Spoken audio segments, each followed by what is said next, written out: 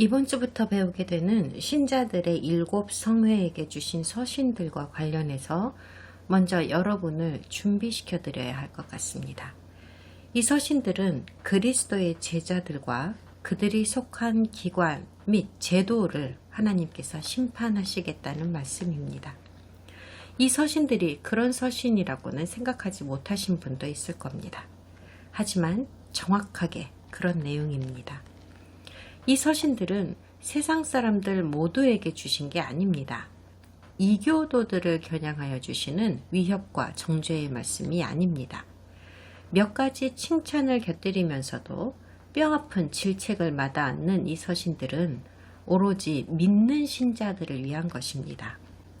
하나님께서 이 7성회를 향하여 친히 심판하시리라고 경고하십니다. 순종하지 않는 이스라엘을 향하여 하나님께서 반드시 그들을 심판하시리라고 내내 경고하셨던 것과도 같은 겁니다. 하나님께서는 어떤 심판을 내리시든지 항상 경고를 선행하셨습니다. 경고를 잘 알아들으면 심판을 피해갈 수 있을 거라는 취지에서요. 이 7서신에서도 똑같은 구조를 볼 수 있습니다. 이 성회들 중 오로지 2성회만이 온전히 칭찬을 받습니다. 나머지 성회들은 아예 구제불능이거나 아니면 구사일생으로 목숨만 부지할 정도로 아주 큰 위험에 빠져 있는 상태였습니다. 이 서신들은 특별히 7지역의 성회들만 콕 집어서 전달되기는 하였지만 하나님께서 그들에게 하신 말씀은 사실 온 지구상의 모든 신자들 개개인과 그들의 단체를 향하여 주시는 말씀입니다. 그 말은 곧 여러분과 저 역시도 이 칭찬과 심판의 말씀에 귀 기울이고 이 말씀을 거울 삼아 우리 개개인이나 우리들 성회의 모습을 돌아보아야 한다는 뜻입니다. 우리는 지난 시간에 계시록이 어째서 이렇게도 복잡하고 해석하기 어려운 책인가에 대해서 얘기를 나누었습니다. 기본적으로 이 책은 아직 오지 않은 미래에 대한 일들을 적은 책이기 때문이라고 했죠. 전체 내용이 다 그 내용은 아니라고 하더라도요. 게다가 하나님의 성품마저도 우리가 알던 것과는 전혀 다른 식으로 얘기하고 있더라는 것도 알았습니다. 구약 성경들과 대조를 해보니 도대체 어떤 하나님에 대해서 얘기를 하고 있는지도 영 헷갈리더란 말입니다. 진리를 찾고자 하는 우리 입장에서는 이 부분을 어떻게 받아들여야 할지를 모르겠습니다. 우리 다 같이 단단히 심호흡을 하고 우리가 경험하게 될 현실에 항복할 각오를 하면서 이 장부터 시작하는 7성회에 대한 서신을 차근차근 연구해 봅시다. 그러다 보면 이 강의가 끝나는 시점에 가서는 엄청난 수확을 얻게 될 것입니다. 그 옛날 이스라엘 사람들이 그들의 메시아를 고대하던 그 심정과 지금 우리의 심정이 크게 다르지 않습니다. 어쩌면 우리가 생각하고 있는 것보다 우리는 훨씬 그들과 많이 닮아 있는지도 모르겠습니다. 솔로몬이 말했죠. 하늘 아래 새로운 건 아무것도 없다고요. 이스라엘 사람들이 이사야서나 에스겔, 스가랴서 같은 위대한 선지서들을 파헤치고 이해하기 위하여 기울인 노력은 아마도 우리가 상상하는 그 이상일 겁니다. 이 선지서들을 기록한 하나님의 위대한 선지자들은 다윗 왕 계열의 메시아께서 용감무쌍하고 위대한 전사로 오셔서 이스라엘을 이방인의 압제에서 구원하여 내고 영광스러운 이스라엘 왕국을 건설하실 거라고 말했습니다. 하지만 또 한편으로는 이 메시아께서는 매우 겸손하신 분이시며 이방인에게 고통받으시고 죽음에 이르게 될 거라고도 말했습니다. 이분을 사자라고도 했다가 또 양이라고도 했습니다. 두 가지가 동시에 가능할 수가 있겠습니까? 선지자들이 뭔가 잘못 알고 있었던 건 아닐까요? 그들의 종교 지도자들 역시도 이렇게 모순되고 상반되게 묘사되어 있는 그분의 특징들을 설명하려고 많은 애를 썼습니다. 그래서 여러 가지 상상력을 발휘하여 기발한 해결 방법들을 곧잘 찾아내었습니다. 오실 메시아에 대하여 수세기에 걸쳐서 여러 가지 해결 방법들과 해석들이 등장했고 이것들은 유대교 교리에서 절대의 진리로 받아들여지면서 불가침의 성역으로 자리를 잡았습니다. 하지만 슬프게도 대부분이 잘못된 해석이었고 사람들은 엉뚱한 일을 기다리게 되었습니다. 결국 일어나리라고 예언되어 있던 사건들은 정말로 일어났고 그들의 메시아가 정말로 오셨지만 대부분의 유대인들은 그들의 메시아를 알아보지 못하게 만드는 엉뚱한 해석들만 붙들고 있었던 까닭에 결국 그분을 알아보지 못하고 말았습니다. 우리가 과연 그들을 책망할 자격이 있을까요? 그들에게는 도무지 풀리지 않는 신비로운 예언에 불과했던 말씀들이 우리에게는 지나간 역사가 되었고 그 말씀들은 지나간 역사를 통하여 모두 다 사실로 증명이 되었습니다. 이 사실을 통해서 우리가 배울 점이 많습니다. 계시록에는 신비에 쌓인 채 아직 성취되지 않은 수많은 예언들이 있습니다. 만 이것들은 기독교 종교학자들과 작가들에 의해서 자신감 넘치는 기정사실들로 그 모습이 변형되었습니다. 기정사실이 되어버린 것들은 거의 다가 추정에 의한 것들입니다. 계시록의 예언의 말씀들을 이미 견고하게 자리 잡아버린 종말론이라는 교리에 맞도록 해석하여 만든 주석들 때문에 한낱 추정에 불과했던 것들이 기정사실이 되고 만 것입니다.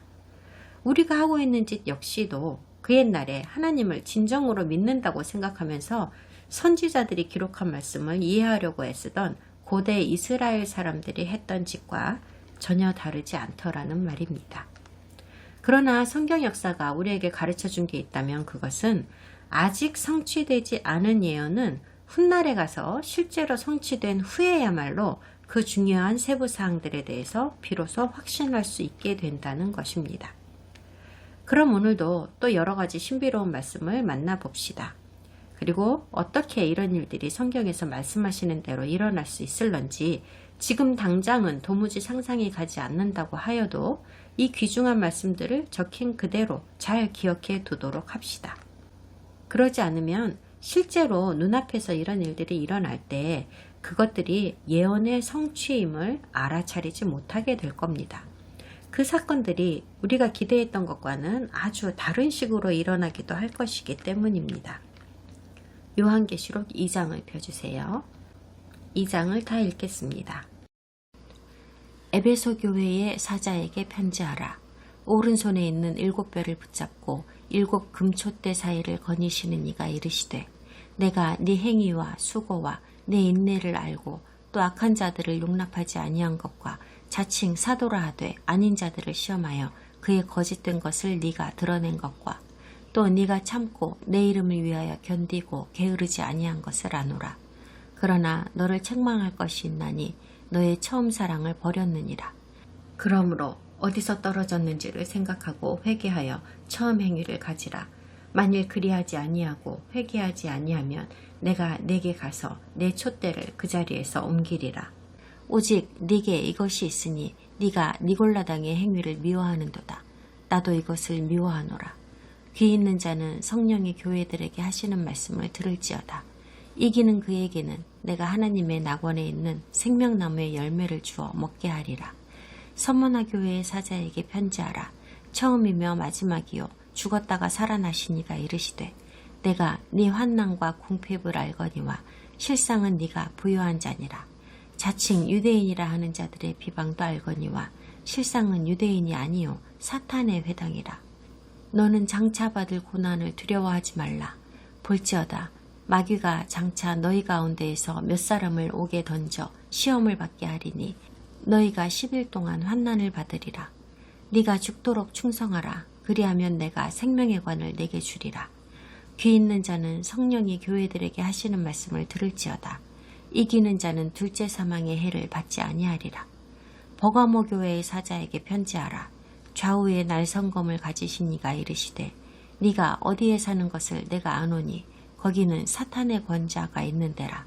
네가 내 이름을 굳게 잡아서 내 충성된 증인 안디바가 너희 가운데 곧 사탄이 사는 곳에서 죽임을 당할 때에도 나를 믿는 믿음을 저버리지 아니하였도다.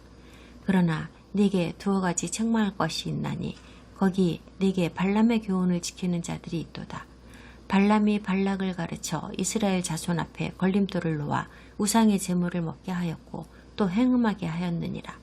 이와 같이 네게도 니골라당의 교훈을 지키는 자들이 있도다. 그러므로 회개하라. 그리하지 아니하면 내가 네게 속히 가서 내 입의 검으로 그들과 싸우리라. 귀 있는 자는 성령이 교회들에게 하시는 말씀을 들을지어다. 이기는 그에게는 내가 감추었던 만나를 주고 또 흰 돌을 줄 터인데 그 돌 위에 새 이름을 기록한 것이 있나니 받는 자밖에는 그 이름을 알 사람이 없느니라. 두아디라 교회의 사자에게 편지하라. 그 눈이 불꽃 같고 그 발이 빛난 주석과 같은 하나님의 아들이 이르시되 내가 네 사업과 사랑과 믿음과 섬김과 인내를 아노니 네 나중 행위가 처음 것보다 많도다. 그러나 네게 책망할 일이 있노라. 자칭 선지자라 하는 여자 이세벨을 네가 용납함이니 그가 내 종들을 가르쳐 꿰어 행음하게 하고 우상의 재물을 먹게 하는도다. 또 내가 그에게 회개할 기회를 주었으되 자기의 음행을 회개하고자 하지 아니하는도다. 볼지어다 내가 그를 침상에 던질 터이요 또 그와 더불어 간음하는 자들도 만일 그의 행위를 회개하지 아니하면 큰 환난 가운데에 던지고 또 내가 사망으로 그의 자녀를 죽이리니 모든 교회가 나는 사람의 뜻과 마음을 살피는 자인 줄 알지라. 내가 너희 각 사람의 행위대로 갚아주리라.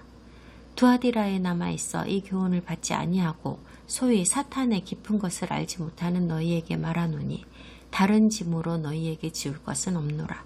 다만 너희에게 있는 것을 내가 올 때까지 굳게 잡으라.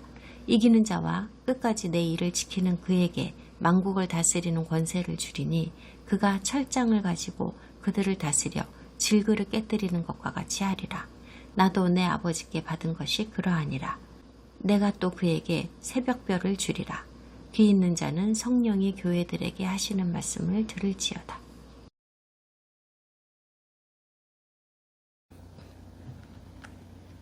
오늘 마주하게 될 신비 중에 하나가 2장을 시작하는 제일 처음 구절부터 곧바로 등장합니다. 에베소 교회의 사자에게 편지하라. 오른손에 있는 7뼈를 붙잡고 7 금촛대 사이를 거니시는 이가 이르시되. 신비라고 말씀드린 건 이겁니다. 에베소 교회의 사자, 천사라는 것은 누구를 말하는 것일까요? 이게 왜 신비라고 말하냐면요. 요한이 하늘의 천사에게 편지를 쓴다는 것이 말이 되느냐 하는 것 때문입니다.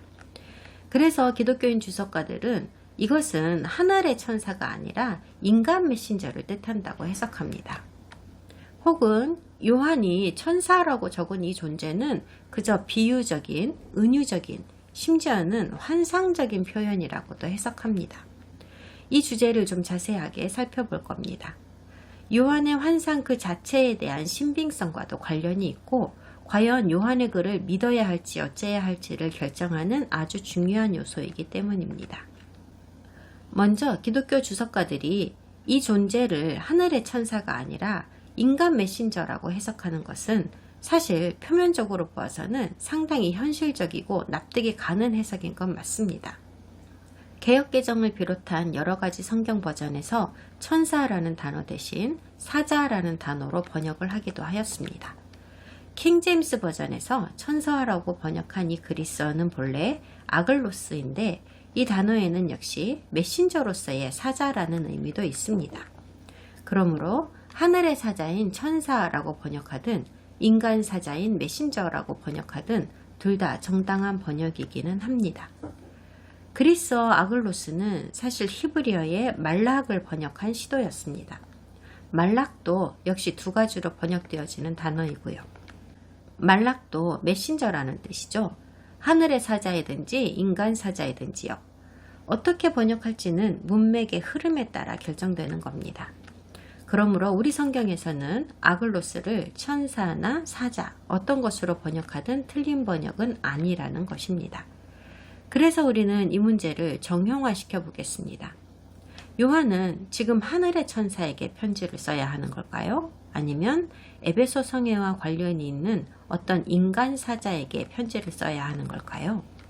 대부분의 사람들은 곧바로 당연히 인간 메신저라고 답할 겁니다. 영적 존재가 아니라요. 한낱 사람이 천사에게 이래라 저래라 지시를 한다는 건 말도 안 되는 일이니까요. 그런 일이 가능하다고 할지라도 과연 종이에 적어서 보내는 식으로 할 필요가 있었을까요? 그래서 그러한 여러 가지 가능성들의 강점과 약점에 대해서 좀 살펴보려고 합니다. 사람 메신저라고 보는 관점이 가장 손쉬운 추측입니다. 말이 되니까요. 그리고 그리스어 아글로스, 때때로 앙글로이라고 적기도 합니다만 이것이 가진 의미와 잘 맞아떨어지기도 하기 때문입니다. 그렇다면 이 사람 메신저는 각 지역의 성회들과 무슨 관련이 있는 사람일까요? 지역의 메신저라는 건 왜 있는 걸까요? 신약 성경에 어디에도 혹은 이 편지들을 받은 7 성회나 이 밖에 어느 성회에도 아글로스라는 지위나 직함을 가진 사람들이 있었다는 언급이 전혀 없습니다. 이들이 사람 메신저라고 해석하는 기독교 주석가들은 이들이 분명히 목사나 원로나 장로들이었을 거라고 말합니다. 그러나 신약 성경에 어디에서도 교회를 지도하고 있던 교부나 목사나 장로들 중 그 누구도 아글로스, 곧 메신저라고 불리운 사람이 있었다는 얘기를 볼 수 없습니다. 각 성회의 아글로스라는 식으로 쓰인 부분은 오로지 계시록밖에는 없습니다.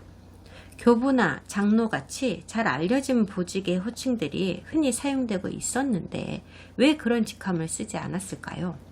게다가 성경 외의 다른 문서들에서도 아글로스라고 하는 보직이 교회 안에 있었다는 기록을 전혀 찾을 수 없었습니다. 그리고 우리는 또한 요한이 에베소의 사자를 언급하기 바로 직전에 한 말을 살펴봐야 합니다. 계시록 1장 마지막 절부터 2절 첫 구절을 좀 볼게요. 1장 마지막 절에서 이 신적 존재께서 우리가 그리스도일 것이라고 믿고 있는 분이죠. 요한에게 자기 손에 있는 7별의 환상을 설명해 주시면서 이것은 7 성회의 7 사자, 아글로스라고 말씀하십니다. 1장에는 누가 봐도 천사임을 알 수 있는 말이 적혀 있습니다. 그런데 2장에 와서 갑자기 이것을 사람 메신저라고 해석하게 된 이유는 도대체 뭘까요? 우리가 가지고 있는 현대 성경은 장과 절로 말씀이 단락이 지어져 있습니다. 여러분이 가진 성경이 어떤 버전이든 간에 다 그럴 겁니다. 그러다 보니 우리는 한 장이 끝나고 다음 장으로 넘어가면 주제도 바뀌게 된다고 무의식적으로 생각을 하게 됩니다. 그러니 한 가지 사고가 끝이 나고 자동적으로 다른 사고가 시작되게 되는 것이죠. 하지만 요한의 시대에는 성경이 이런 식으로 단락이 나누어져 있지는 않았습니다. 요한이 죽고 나서 1500년이나 흐를 때까지도요. 계시록 1장과 2장은 하나로 쭉 연결되어 있는 글입니다. 그러니 똑같은 사고가 계속 이어지고 있는 것이죠. 서로 분리되어 있는 말씀이 아니라는 겁니다. 그러니까 1장 마지막 부분과 2장 처음 부분을 자르지 말고 쭉 연결해서 같은 사고로 봐야 합니다. 그러면 이 말씀은 이렇게 됩니다. 네가 본 것은 내 오른손에 7별의 비밀과 또 7 금촛대라. 7별은 7 교회의 천사들이요 7 촛대는 7 교회니라. 에베소 교회의 천사에게 편지하라. 잘라서 읽었을 때랑 비교하면 좀 다르게 들리죠? 중간에 잘린 부분이 원래는 없었던 겁니다. 장과 절을 구분하는 바람에 두 말씀이 서로 다른 말씀이라고 생각하게 되어버린 것이죠. 자, 이제 우리는 1장 20절과 2장 1절이 서로 붙어있는 말씀이라는 것을 확실하게 알게 되었으니 일이 좀 쉽게 풀릴 겁니다. 1장에서 7별이라고 언급한 천사와 2장에서 언급한 사자는 똑같은 하늘의 천사라는 것을 기억해 주십시오. 사람 메신저가 아닙니다. 1장 맨 끝부분에 나오는 7별이라는 용어는요. 그리스어로는 아스터이고 히브리어로는 코하브인데요. 성경에서는 항상 두 가지의 용례로 쓰입니다. 하나는 저 하늘에서 반짝이고 있는 진짜 별이고요. 다른 하나는 하늘의 천사 혹은 영적 존재를 상징합니다. 이 단어가 사람을 뜻하거나 사람의 어느 보직이나 지위를 의미한 적은 한 번도 없습니다. 그리고 이 아글로스라는 용어는 요한계시록 전체에 걸쳐서 하늘의 천사라는 뜻으로 사용되고 있습니다. 그런데 여러분은 혹시 요한계시록을 제외한 성경의 다른 책들에서도 하나님의 예배자들이나 그 단체들을 경호하고 보살피는 역할을 하는 천사들이 있다는 말씀을 본 적이 있습니까? 아니요, 없습니다. 그리고 서신이 전해지는 과정에서도 또 문제가 생깁니다. 요한에게 말씀하시는 이 신적 존재께서는 하늘의 천사들에게 편지하라고 하시면서 이 메시지를 적어서 보내라고 하십니다. 적다의 그리스어는 그라포입니다. 말 그대로 적는다는 뜻입니다. 그러니까 편지하라, 곧 기록하여 보내라 라고 번역하고 그렇게 이해하는 것은 맞습니다. 아무런 오류가 없어요. 오리겐 같은 초대교회 교부들에게는 여기에 나오는 천사는 우리가 아는 바로 그 천사를 뜻한다는 개념을 수용하는 데 있어서 아무런 문제가 없었습니다. 그런데 그들 이후에 디오도르잔이라는 신약성경의 주석가가 대다수의 기독교 성경 주석가들의 입장을 대변하면서 직설적으로 이런 의문을 제시했습니다. 오리겐의 주장은 받아들일 수가 없다. 하나님이 그분과 마찬가지로 영적 세상에 속한 다른 영들에게 그분의 뜻을 전달하기 위해서 사람인 요한을 사용하셨다는 것은 어처구니 없는 일이기 때문이다. 요한은 한낱 이 땅에 사는 인간일 뿐이지 않는가. 그러므로 계시록 1장 3절의 말씀처럼 요한의 책을 읽게 될 교회의 구성원들이라고 해석하는 것이 맞을 것이다. 그렇다면 이 문제를 다른 각도에서 좀 살펴보도록 하겠습니다. 메신저나 천사로 번역하는 아글로스라는 용어는 신약 성경에서 총 165번이 등장하는데요. 그중 67번이 계시록에서 나옵니다. 67번 중에서도 56번이 직접적으로 하늘의 천사를 묘사하기 위하여 쓰였습니다. 이것은 앞뒤 문맥을 살펴보면 매우 명확하기 때문에 학자들 간에 이견이 전혀 없습니다. 그리고 아글로스의 용례 중 3번은 사탄이나 그의 추종자들에게 사용되었습니다. 그리고 나머지 9번의 용례에 대해서 의견이 분분한 건데요. 바로 그 용례들이 계시록 1장에서 7 성회로 보내는 이 편지들에 사용되고 있는 이 용례입니다. 그리고 다른 신약성경 전체에서 사용된 165번 중에 딱 4번만이 아글로스를 사람 메신저로 번역하고 있습니다. 이건 역시도 앞뒤 문맥이 너무나도 명확해서 학자들 간에 전혀 이견이 없습니다. 그런데 이 4번의 경우들 중 그 어느 경우도 하나님의 말씀을 전하기 위하여 사용된 인간 메신저가 교회의 목회자나 원로나 장로나 그런 지위에 있는 사람들이라고는 하지 않았으며 메시지를 전달받는 수신자 역시도 교회나 성회인 경우가 없었습니다. 결론입니다. 성경적 증거들로 미루어 보아 에베소의 사자라고 적힌 이 부분과 또 다른 6개의 성회들의 사자들은 모두 하늘의 천사를 말하는 겁니다. 사람이 아닙니다. 이 존재들은 진짜 천사일 리가 없다고 하는 주장은 단순히 사람이 만든 논리이자 교파들의 교리에서 나온 주장에 지나지 않습니다. 수세기에 걸쳐서 견고하게 구축되어 온 그들의 다른 신학적 교리들 때문에 이것을 천사라고 번역하면 안 되게 되어버렸으므로 그렇게 해석하는 겁니다.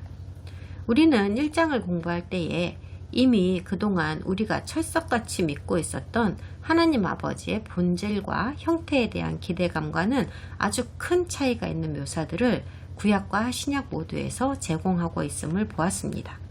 우리의 상식과는 상당한 괴리가 있음을 발견하였지요. 주석들이나 교회 교리들은 이러한 괴리감을 줄이기 위하여 요한이 말한 천사를 사람 메신저라고 해석할 수밖에 없었습니다. 그러지 않으면 어려서부터 배워온 것이나 전통적으로 신학교에서 생도들에게 가르치는 천사와 영에 관한 내용을 싹 다 갈아엎어야 하는 상황이 되기 때문입니다. 우리는 오늘 유대교와 기독교, 양 종교 모두에서 제시하고 있는 천사학이라는 거대한 주제에 돌입하지는 않을 겁니다. 천사학이란 천사와 악마에 대한 교리와 연구를 의미합니다. 다만 성경에는 천사나 악마에 대한 정보가 거의 없다는 것만 말씀드리겠습니다. 대부분의 사람들이 천사나 악마에 대해 알고 있는 지식은 이교도들이 가진 개념에서 빌려왔거나 각자의 상상에서 만들어낸 것입니다. 그리고 수세기가 흐르면서 이러한 것들이 종교적 교리로 탄탄하게 자리를 잡아버렸습니다. 그러므로 주의하십시오. 이런 영역들은 우리를 쉽게 속이고 넘어지게 하는 덫입니다. 계시록 2장 전체를 읽기 직전에 제가 말씀드렸다시피 논리적이지도 합리적이지도 않아서 우리의 상식과 정서로는 도무지 갈피를 잡지 못할 것 같은 이런 신비롭고 난해한 주제들은 그저 성경에 적혀있는 그대로 믿을 수밖에는 없습니다. 7성회의 7사자라고 하는 것은 천사들을 말합니다. 그리고 요한은 지금 어떤 식으로든 이 7성회와 관계하고 있는 이 천사들을 통하여 각 성회에 대한 하나님의 심판을 전달하게 하라는 명령을 받은 겁니다. 왜 이런 식으로 진행하시는지는 저도 알 수 없습니다. 하지만 믿지 못할 이유도 전혀 없지 않습니까? 비록 믿지 못하는 수많은 신학자들이 적혀있는 대로 보이는 대로만 믿으면 안 된다고 사람들을 가르치고 있지만 말입니다. 에베소 교회는 바울의 영향을 받고 있던 교회입니다. 바울이 쓴 서신인 에베소서의 주제가 된 교회이기도 하고요. 이 서신이 신약성경에 포함되어 있죠. 여러분도 잘 아시는 복음주의자들인 브리스기라와 아굴라, 아볼로 같은 사람들이 에베소 지역의 믿는 신자들을 위해서 그곳에서 열심히 사역하고 있었습니다. 사도행전에는 바울이 에베소에서 사역하고 있을 때 이교도의 여신인 아르테미스, 다이아나와 관련하여 벌어졌던 사건도 기록되어 있습니다. 에베소 지역에는 상당수의 유대인들이 살고 있었습니다. 동시에 이곳은 헬라 문화의 영향을 크게 받아 이방신들을 잔뜩 섬기는 우상숭배의 중심 도시이기도 했습니다. 그렇기 때문에 바울은 이곳에 더욱 관심을 가질 수밖에 없었고 초대 유대인 신자들이 이곳을 타겟으로 하여 집중적으로 복음을 전하였던 겁니다. 그러므로 에베소 성회가 하나님께서 직접 언급하시는 7성회들 중 하나로서 계시록에서 가장 중요한 역할을 하게 된 점 역시 놀랄 일이 아닙니다. 에베소를 향한 메시지는 요한에게 환상을 주신 이 신적 존재의 정체성을 밝히면서 시작됩니다. 그러나 우리는 여전히 이 메시지를 주신 분의 이름이나 우리가 알만한 타이틀을 얻지 못하고 있습니다. 우리가 가진 정보라고는 1장 끝에서 주시는 오른손에 있는 7별 천사를 붙잡고 7 금초대 사이를 믿는 자들의 성회를 거니시는 분이라는 것뿐입니다. 오른손이라는 말이 다시 나왔습니다. 고대 사회에서 오른손이라는 것은 능력과 권위를 나타내기 위하여 사용되는 표현이었습니다. 그러므로 메시지를 주신 이 신적 존재는 7 천사들 위에 능력과 권한을 행사하시는 분이라는 뜻입니다. 하나님께서는 에베소의 지도력을 이런 칭찬의 말씀으로 시작하십니다. 내가 네 행위와 수고와 네 인내를 알고 또 악한 자들을 용납하지 아니한 것과 자칭 사도라 하되 아닌 자들을 시험하여 그의 거짓된 것을 네가 드러낸 것과 또 네가 참고 내 이름을 위하여 견디고 게으르지 아니한 것을 아노라. 아시아에서 가장 우상숭배가 심한 이방인 도시에 살고 있었음에도 불구하고 에베소 교회의 성도들은 이렇게나 큰 칭찬을 받았습니다. 이 말씀은 분명히 에베소 교회를 향해 주신 말씀이기는 하지만 현대를 사는 우리 신자들도 여기에서 배울 것이 확실히 있습니다. 우리 시대에 와서 예수 그리스도를 우리를 구원하신 구세주로 믿는 믿음이 서방세계 전체에서 점점 시들해지고 있습니다. 지구상에서 이 믿음이 성장하고 있는 지역은 저 먼 동아프리카나 남미 일부 지역에 지나지 않습니다. 이제까지는 서방 국가들에서 신자로서 인내하며 사는 사람들을 찾는 일이 그리 어려운 일은 아니었습니다. 서양 문화는 유대 기독교의 윤리와 전통 위에 세워졌으니까요. 하지만 추세가 급격하게 변화하고 있습니다. 이와는 대조적으로 에베소 지역에서는 믿는 신자들을 찾아내는 일은 매우 어려운 일이었습니다. 그 사회의 대부분의 구성원들이 그리스 신을 숭배하고 있었기 때문에 그리스도를 믿는 신자들은 그리스 신을 모독하는 것으로까지 여겨지고 있었기 때문입니다. 에베소 지역의 신자들은 희한한 괴짜들로 유명했습니다. 그리고 그 유명한 괴짜들은 서양의 세속적인 인본주의로 달려나갔고 그러면서 더 이상 기독교인이 되는 것이 폼나는 일이 아니게 되어버렸습니다. 신자들을 의심의 눈초리로 보는 사람들도 많았습니다. 오늘날에 우리의 지도자들과 정치가들이 아예 대놓고 성경의 하나님을 무시하고 있습니다. 발전하는 현대사회에서는 이제는 그저 따뜻한 기억으로만 존재하여야 할 유적 정도로 취급하고 있습니다.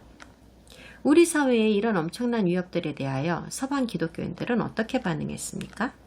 일반적으로 말하면 아무 말도 못하고 항복해 왔습니다.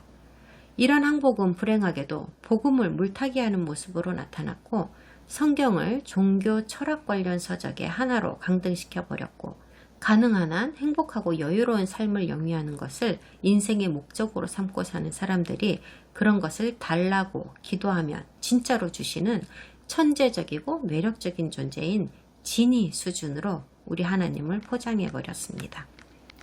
에베소 성회가 무슨 칭찬을 받았는지를 보세요. 악한 자들을 용납하지 아니한 것과 자칭 사도라 하되 아닌 자들을 시험하여 그의 거짓된 것을 드러낸 것입니다. 에베소 성의 사람들은 악한 자의 정의를 어떻게 내렸을까요? 수많은 거짓 사도들 중에서 어떻게 진짜 사도를 가려내었을까요? 그들은 악한 자의 기준이 무엇인지, 경건하고 진실한 사람이란 어떤 사람인지 알기 위해 무엇을 뒤졌을까요? 그들에게 있는 유일한 소스는 바로 구약 성경이었습니다. 신약 성경은 사도 요한이 죽고 100년도 훨씬 뒤에 만들어졌습니다. 이 거짓 사도들이라는 자들은 양의 우리에 들어있는 늑대들입니다. 이들은 이교도들이 아니에요. 이교도들을 굳이 시험할 필요가 뭐가 있었겠습니까? 이들은 신자들 사이에서 새로운 진리를 가르치는 거짓 사도들이었습니다. 이 사람들은 그들의 진실성을 증명할 만한 충분한 자격을 두루 구비한 사람들이었습니다.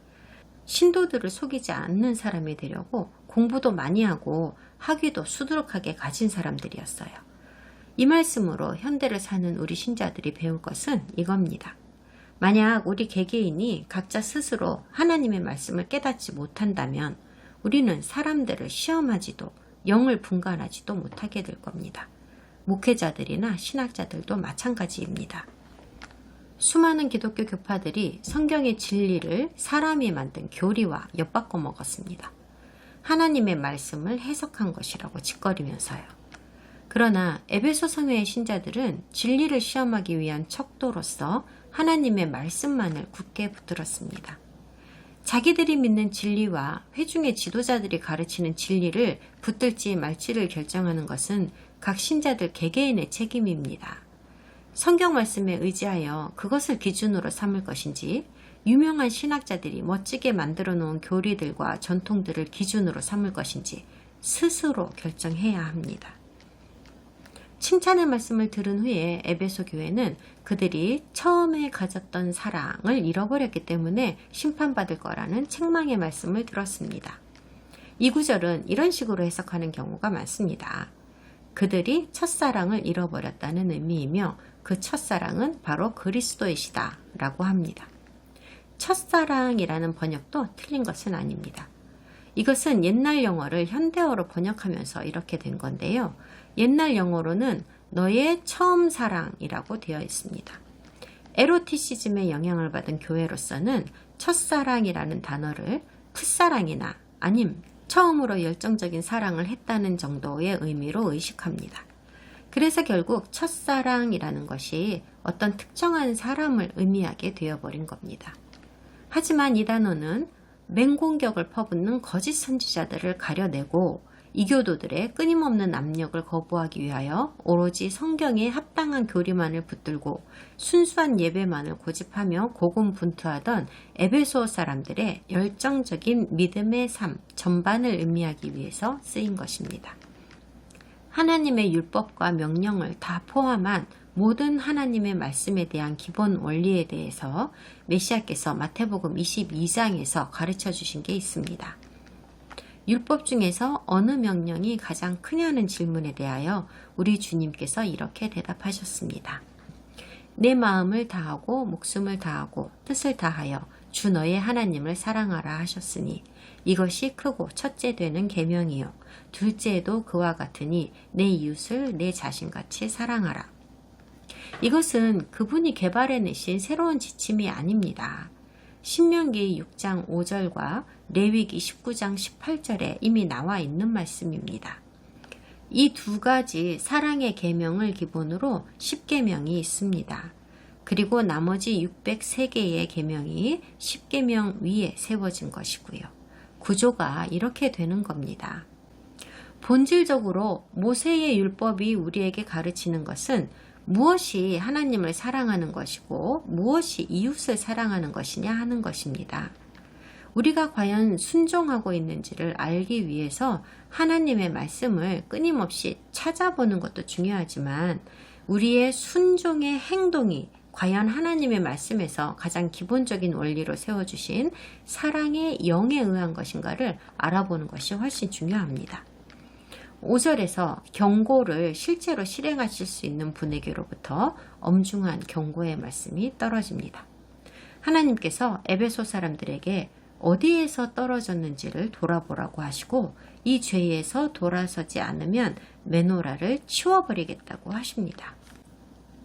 사실 우리 교재인 CJB 성경이 적정한 번역을 했다고는 느껴지지 않습니다. 이 부분을 좀 더 그리스어에 가까운 다른 버전들로도 좀 보시겠습니다. 처음 행위를 가지라, 처음 행위를 하라, 처음 일들을 행하라 라고 쓰여 있죠. 우리 교재인 CJB 번역본에는 회개하라는 단어가 없는데요. 한글 성경은 모두 회개하라 라는 말과 처음에 하던 대로 하라는 말이 있으므로 한글 성경이 그 의미가 더 정확하게 전달되고 있다고 하겠습니다. 그리고 속히라는 단어를 삽입함으로 해서 바로잡을 시간이 별로 없다는 긴박함도 잘 전달하고 있습니다. 특별히 행위라는 단어를 가지고 서방 기독교인들이 문제를 삼고 있는데요. 행위라는 단어가 은혜에 반대되는 개념이라고 잘못 규정하고 있기 때문입니다. 하지만 여기에서 하나님께서는 분명히 구체적인 행위를 해야 한다고 말씀하고 계십니다. 먼저는 회개를 통하여 마음을 고쳐 먹고 그것을 행위로 나타내라는 거죠. 처음에 했던 그 행위로요. 여기에서 지적하시는 진짜 문제는 에베소 사람들이 처음에 보여주었던 사랑의 영을 기반으로 실천하던 행위들을 더 이상은 볼 수 없게 되어버렸다는 것입니다. 그것을 복원하기 위하여는 먼저 사랑의 영을 회복하여야 하고 그 다음에 그 영으로 사랑을 실천하는 행위를 해야 하는 것입니다. 행위 없는 사랑도 사랑 없는 행위도 하나님께 받아들여지지 않습니다. 이제 무서운 말씀을 하십니다. 불순종하면 그 대가로 하나님께서 메노라를 그 자리에서 치워버리시겠다고 하십니다. 흔히 등잔대나 촛대라고 번역하고 있는 메노라는 하나님의 빛을 상징하는 것입니다. 깨달음의 빛입니다. 메노라를 치워버리신다는 것은 우리들을 인도하시는 하나님의 빛이 사라진다는 뜻이고 회중은 그리스도의 지체로서의 위치를 잃게 되는 것입니다. 좋은 사람들이 모이는 사회적 단체로서의 성회는 여전히 남아 있을 겁니다. 하지만 그들의 정체성을 알 수 있게 하던 하나님의 임재는 사라지는 겁니다. 자세히 보시면요. 하나님께서는 우리가 사랑 안에서 우리의 믿음을 행위로 실천하지 않는다고 해서 그것 자체가 죄가 된다고는 하지 않으셨습니다. 다만 에베소 사람들이 그것에서 돌아서지 않는다고 하면 그것이야말로 심각한 죄라고 하시면서 그러면 그분의 임재가 그들로부터 영영 떠나실 것이라고 하셨습니다. 메노라 사이에 계신 분이 메노라를 떠나는 게 아니라 메노라 자체를 그분 자신에게서부터 치워버리신다고 말씀하고 있다는 점에 주목해 주세요. 그리스도 안에 있으면서도 회개하지 않는다면 그것은 용서받지 못할 죄가 된다는 뜻일까요? 사랑 없는 믿음으로 행하는 실천이라는 것이 하나님 보시기에는 예수아로 인해 구원받은 사람이 보여주는 진정한 믿음으로는 여겨지지 않는다는 의미일까요? 구원이라는 것이 사랑의 행위에 근거한 것이었나요? 그렇다고 확실하게 말씀드릴 수는 없지만 제 개인적인 생각으로는 이것이 구원의 상실을 의미하는 말일 수는 있다고 생각합니다. 어떤 사람들은 이 말씀을 이 특정 성회의 신자들은 더 이상 하나님을 섬기지 못하게 되었다는 뜻이라고 해석합니다. 이건 말도 안 되는 얘기라고 생각합니다. 신자들이 하나님에 의해서 그분으로부터 멀리 떨어져 나갔다고 한다면, 그래서 더 이상은 하나님의 임재가 함께 하시지 않게 되었다고 한다면, 그렇다면 하나님을 더 이상 섬길 수가 없게 되는 겁니까? 그러면 구원의 본질적인 목적과 증거 자체가 모두 사라져버리는 거 아닙니까? 하나님의 성령은 우리의 안에서 빛으로 메노라로 거하시는 게 아니었습니까? 우리 안에 계시는 하나님의 빛이 사라지면 그제서야 비로소 성령님도 더 이상 우리와 함께 하시지 않게 되는 겁니다.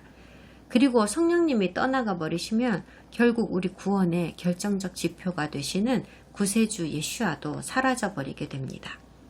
어쨌든 간에 결국 사랑의 영으로 하나님의 율법과 명령을 따르지 않는 자에 대한 처벌은 너무나도 심각하고 위중하다는 결론에 이르게 됩니다. 그런데 흥미롭게도 6절에서는 하나님께서 에베소 교인들이 니골라당이 하는 짓을 미워한다는 점을 말씀하시면서 그들을 칭찬하시는데요. 하나님도 그들을 미워하시기 때문이랍니다. 니골라당이 무슨 짓을 했을까요? 니골라당은 누구입니까? 이것이 무엇을 의미하느냐에 대한 학문적 합의는 이루어진 것이 전혀 없다고 확실하게 말씀드릴 수 있습니다. 일반적으로는 이것이 교회의 세력주의를 지칭하는 말일 거라고 추정합니다. 교회 내부의 모든 규정들과 엄격한 교리들을 창시하고 유지하는 일을 하는 사람들을 니골라당이라고 했을 거라는 거죠. 교회 지도자들이었던 사람들이 심지어 자기들이 하나님과 정기적으로 소통하는 것처럼 행세하면서 그들 스스로를 가장 높은 권위에 앉히고 있었습니다. 정확한 것은 저도 모릅니다만 이것은 일부 개신교 신학자들이 천주교와 교황을 겨냥하여 일부러 이런 해석을 한 것 같은 냄새가 상당히 짙게 풍깁니다. 니골라당이 그런 뜻이라는 증거는 아무 데서도 찾을 수가 없었습니다. 두 번째로 유력한 추정은 이들이 아마도 사도행전 6장 5절에 등장하는 안디옥에 살고 있던 이방인 개종자 니골라와 관계가 있을 거라는 의견입니다. 여기 등장하는 이 니골라라는 사람을 중심으로 모인 집단이 어떤 이교적인 가르침을 가지고 들어와서는 그리스도의 가르침을 따르는 사람들을 오염시키려고 했을 거라는 건데요. 어디까지나 추측일 뿐이지 이런 해석 역시도 증명할 수 있는 증거가 전혀 없습니다. 그런데 기독교 신학자들이 대거 쏟아져 나오면서 다시금 구약 성경을 들춰보려는 시도를 하는 사람들이 많아졌고 유대인 문화를 한층 더 잘 이해할 수 있게 됨으로써 상당한 결실을 얻고 있는데요. 그러면서 또 다른 해법이 등장하였습니다. 히브리어에 우리는 먹으리이다 라고 해석되는 노칼이라는 단어가 있습니다. 이사야 4장 1절에 이런 말씀이 있습니다. 그날에 7 여자가 한 남자를 붙잡고 말하기를 우리가 우리 떡을 먹으며 우리 옷을 입으리니 다만 당신의 이름으로 우리를 부르게 하여 우리가 수치를 면하게 하라 하리라. 언어가 다 다르다 보니까 외국어에서 어떤 단어를 가져다가 그대로 대체하여 쓰는 경우가 종종 있습니다. 외래어라고 하는 거 말입니다. 외국말을 가져왔는데 번역할 만한 마땅한 단어가 없어서 자기 나라식으로 비슷한 발음으로 바꾸기만 한 후에 그냥 쓰다가 그대로 굳어버리게 된 단어들입니다. 빵, 담배, 빨치산, 라디오, 버스, 고구마 이런 말들이 그 예에 해당합니다. 영어로 니골라당이라고 번역한 단어는 그리스어 톤 니콜라톤을 가져온 것입니다. 번역가는 사실 니골라당의 당이 정당의 이름 같은 그런 당인 줄 알았습니다. 아니더군요. 그러니까 그리스어의 니콜라톤을 가져와서 외래어처럼 쓰다 보니까 발음을 그대로 비슷하게 쓰게 되었고 자음과 모음을 살짝 건드리면서 영어식으로 편하게 만들었더니 니콜레이튼이 되었고 한국어로는 니골라당이 된 겁니다. 그러니까 이 사람들은 당시에 우리는 먹으리이다 톤 니콜라톤이라는 이름으로 활동하던 특별한 그룹의 사람들이었을 거라는 주장이 나온 겁니다. 성경에 우리는 먹으리이다 라는 구절에서 모토를 따온 사람들이 자기들을 그 이름으로 부르고 있었습니다. 그들의 기본 교리는 자기들은 원하는 것은 무엇이든 먹겠다는 겁니다. 금지되어 있는 이교도의 음식 같은 것이라도 상관없이 말입니다. 구약과 신약에서 전개되는 히브리 특유의 어법을 연구하는 학문의 도움으로 인하여 그동안 밝히기 어려웠던 난해한 구절들을 해석하는 작업에 큰 진전을 보이고 있습니다. 니골라당이라는 용어가 아마도 이러한 용리에서 왔을 가능성이 매우 커 보입니다. 그들은 신자들에게 아무거나 먹어도 된다는 잘못된 교리를 가르치고 있었고 하나님께서는 그것을 미워하신다고 말씀하시는 겁니다. 이제 7절에서 귀 있는 자는 성령이 교회들에게 하시는 말씀을 들을지어다 라고 하시는데요. 이것도 히브리 언어에만 있는 독특한 말투입니다. 귀 있는 자들은 들을지어다 라는 말은 유대인들만 쓰는 관용구입니다. 7 성회에 보내는 서신에도 이 말씀이 다 들어있지만 마태복음 13장에서 예수님께서 이 땅에서 사역하시는 동안에도 사용하셨고 예수님보다도 한참 전인 이사야, 예레미야, 에스겔도 이 말을 했었습니다. 하나님이 하시는 말씀에 귀를 기울이고 말씀대로 행할 것을 독려하는 말입니다. 정신을 잃고 쓰러져 있는 사람을 흔들어 깨우듯이 무기력해진 하나님의 예배자들을 흔들어 깨우고 일으켜 세우면서 움직여야 한다고 격려하는 말씀입니다. 하나님의 심판의 말씀이라는 주제를 다룬 요한계시록에서 이 구절이 등장한다는 사실이 아주 적절해 보입니다. 같은 주제를 다룬 이사야, 예레미야, 에스겔서 같은 다른 선지서들에서도 이 구절이 많이 나옵니다. 전에 말씀드린 것을 상기시켜드리기 딱 좋은 시점인 것 같습니다. 앞으로 몇 주 동안 내내 잘 기억하셔야 하는 것이기도 하고요. 이 서신들은요, 오로지 믿는 신자들을 위하여 주신 것입니다. 이 세상에 사는 모든 어중이 떠중이들에게 주신 것이 아니란 말입니다. 그러므로 7절의 해석은 이렇습니다. 성령님께서 메시아닉 성회에 하시는 말씀을 들을지어다. 현대 기독교인들에게는 이렇게 말씀하시는 겁니다. 성령님께서 교회에게 하시는 말씀을 들을지어다. 7절의 마지막 구절은 우리가 극도의 주의를 기울여야 하는 말씀입니다. 성경 버전에 따라서는 이기는 그에게는, 승리하는 자에게는, 신앙의 승리자에게는 등등으로 번역하고 있습니다. 이긴다 하는 것은 신자들 개개인이나 신자들의 집단이 자기들의 결점이나 죄를 돌이키고 하나님께로 돌아오는 것을 말하는 겁니다. 그것을 이긴다라고 말하고 있습니다. 에베소 성회의 경우에는 그들이 그동안 제껴두고 있었던 사랑의 영을 다시금 회복하는 것을 말합니다. 그런 사람들은 무엇을 상으로 받는다고 합니까? 바로 생명나무의 실과를 먹을 수 있게 된다고 합니다. 생명나무의 실과를 먹으면 무엇을 얻게 됩니까? 바로 하나님과 함께하는 영원한 생명입니다. 7절 마지막 구절에 쓰여있는 하나님의 낙원에 있는 생명나무의 열매라는 말씀은 바로 창세기 3장 22절 23절의 말씀을 암시하는 겁니다. 들어보시죠. 여호와 하나님이 이르시되 보라 이 사람이 선악을 아는 일에 우리 중 하나같이 되었으니 그가 그의 손을 들어 생명나무 열매도 따먹고 영생할까 하노라 하시고 여호와 하나님이 에덴 동산에서 그를 내보내어 그의 근원이 된 땅을 걸게 하시니라. 이 말씀을 깊이 좀 생각해 보시기 바랍니다. 특별히 한 번 구원은 영원한 구원이라고 생각하시는 분들이요. 자기들의 잘못된 마음 태도와 그로 인한 육체의 행동을 회개하고 변화하여 마침내 승리하게 되는 에베소 성회의 성도들이 받는 상급은 바로 영생입니다. 그런데 반대로 그 죄를 이기지 못하는 사람들은 어떻게 되나요? 하나님께서 절대로 그들을 용서하지 않으십니다. 그대로 그냥 끝나버리는 겁니다. 이게 그냥 가벼운 꾸지람으로 들리나요? 아닙니다. 한쪽은 생명나무의 실과를 먹게 되지만 다른 한쪽은 영생을 주는 생명나무의 실과를 먹을 수 없게 됩니다. 그러므로 이 메시지 전체에 걸쳐서 계속해서 우리 신자들에게 같은 말씀을 주고 계시는 겁니다.